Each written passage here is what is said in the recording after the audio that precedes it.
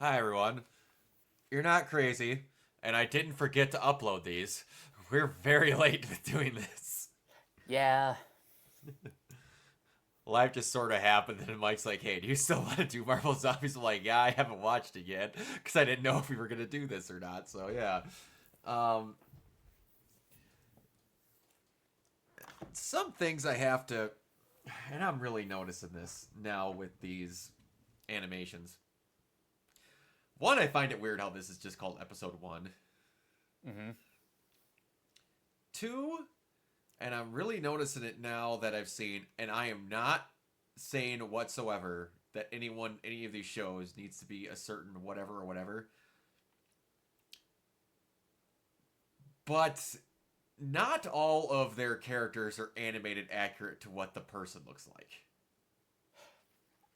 yeah. Do you get what I mean? I've noticed that. Now, granted, you can't expect absolute perfection. No, I don't. Translate. I don't even mean that.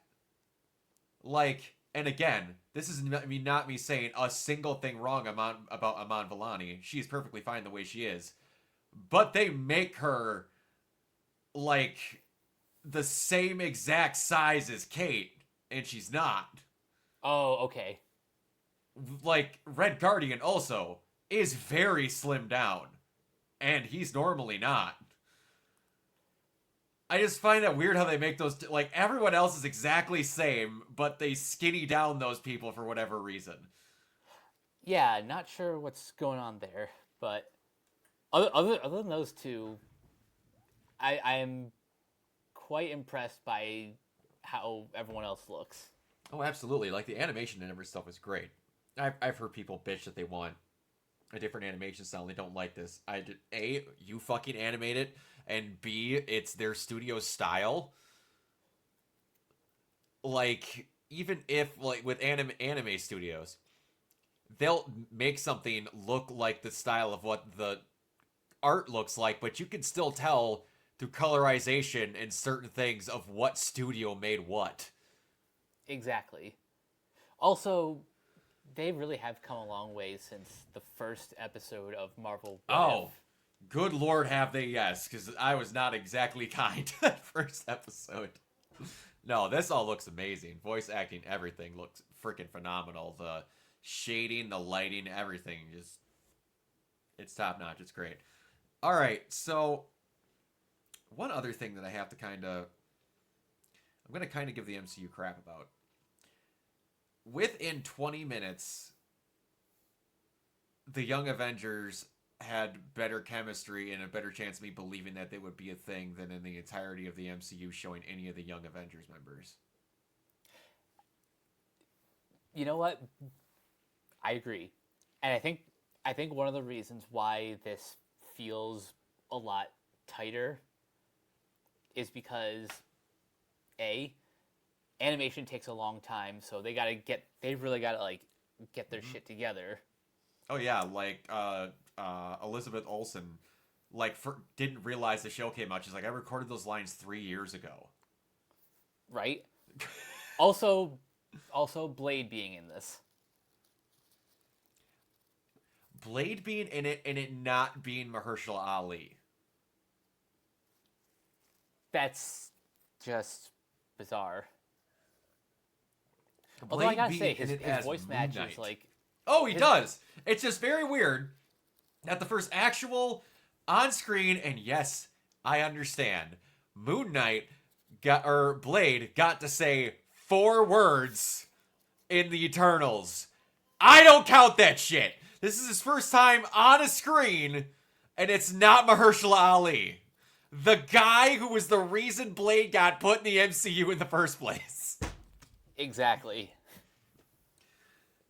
Man, I saw the comment. It's not original. I can't remember who made it on Twitter, but I give them all the credit. Mahershala Ali needs to be able to hunt Kevin Feige for sport at this point. Seriously, 6 years we've been waiting since that announcement. Just let him cut shit. He did it in this episode. It was awesome. It's not that hard to make. Like, for crying out loud, they made a different vampire movie with stuff from the set of what they were going to make Blade with before we got a Blade movie. For those that don't know, the clothes from Sinners are hand-me-downs from what was going to be the Blade movie. Yep. That's fucking insane. But anyway, so we have Kate, Riri, Kamala, and Friday, which I thought was a really cool touch that they have Friday in there. Yeah. For as long as we have them. I don't know. With the show, I don't know who's dead and who's not. Well, I know one who's dead. We'll talk about that later. So, one thing that I've not read Marvel's Zombies myself. Have you? No, and to be honest, I really only am familiar with the the concept through osmosis. Yeah, I didn't know that their version of zombies was just that person as a zombie, but they're still that person. Powers, technique, and bordering on brain capability wise. They just want to eat people. Because, like, Hawkeye is still Hawkeye. We get to see Captain Marvel and Icarus fighting each other. But Carol just happens to also be a zombie. Yeah. Which, at heart, is fucking terrifying.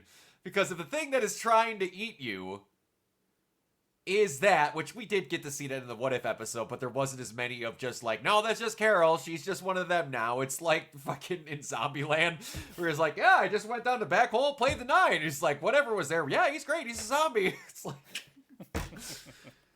But I like how they are fully saying just like, no, Icarus is an android.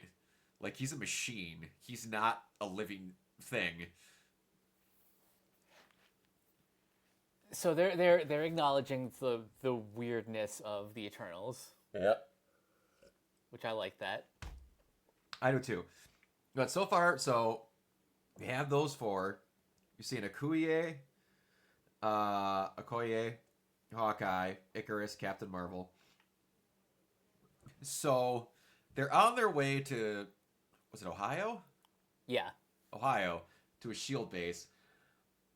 Am I blanking? For some odd reason, I want to say Ohio has been something they've had to visit before in Marvel. It sounds familiar. Like maybe they went there for the Winter Soldier. Maybe. I don't remember. I'm trying to remember where the hell that place was where they went to go visit Zemo. No, not Zemo. Other German name.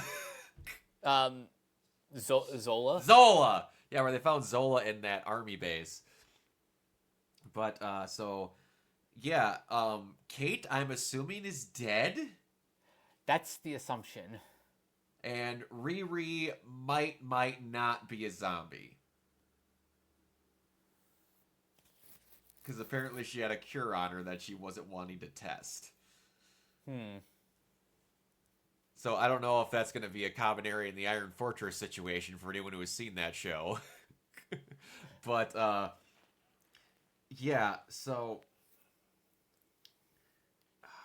But, yeah, I do love the idea of the Valley of the Broken Gods, where it's just... They're fighting, and neither one of them can lose. So that they're just doing that eternally. Ha ha ha. Funny, funny, ha ha ha. But that is an awesome concept. I like that too.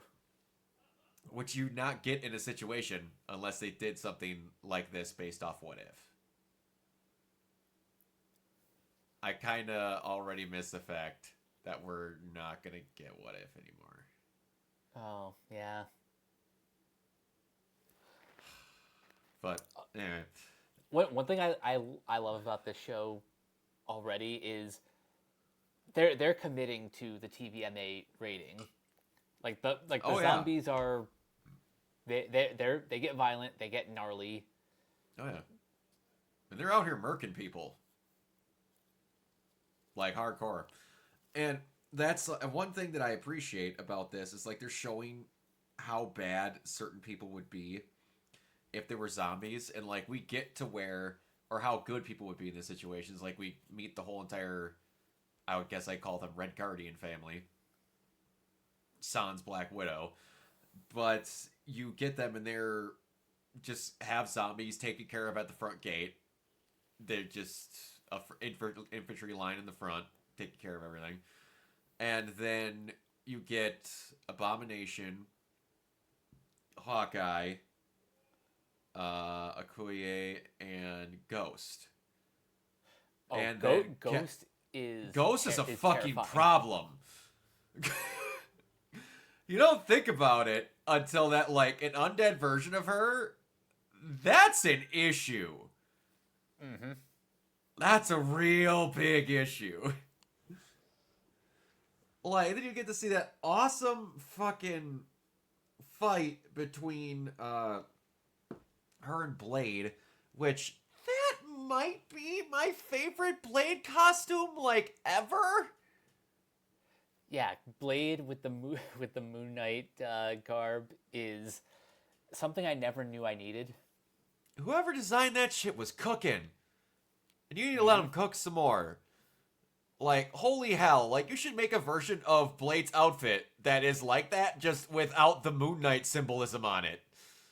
Yeah. Because, holy shit. I didn't know if I'd see Blade with a cape, but... And a half cowl. But, damn. I need some more of that. So, yeah. You get the big old knockout brawl. Melina dies. And now we have Yelena, Red Guardian, Blade, and Kamala. Was there another one? I thought there was 2 double riders and a single. Or am I wrong? I think that's it. That's it. So yeah, that's the ragtag group of weirdos now. So that'll be interesting going forward. I had no idea who the main cast was of this show until I watched it. Same. I'm glad though it started with the Young Avengers just to keep expanding the world.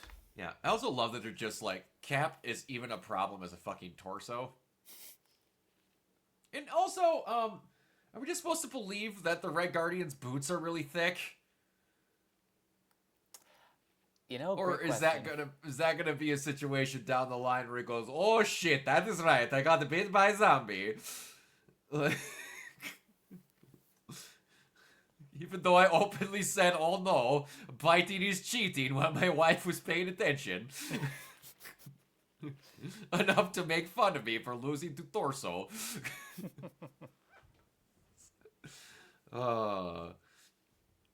We'll see if that gets explored down the line, but yeah, it's interesting. You have anything else that you want to mention? I think we covered all the major beats of this first episode. I think this is a great way to kick off this limited series. Mm-hmm. Yeah. But, all right. Mike, where can everybody find you? You guys can find me on various social media sites at Captain K42. You can check out my quick thoughts on letterboxd.com/CoachK42. And you can follow Renegade Pop Culture on Facebook and Blue Sky at Renegade Pop Culture.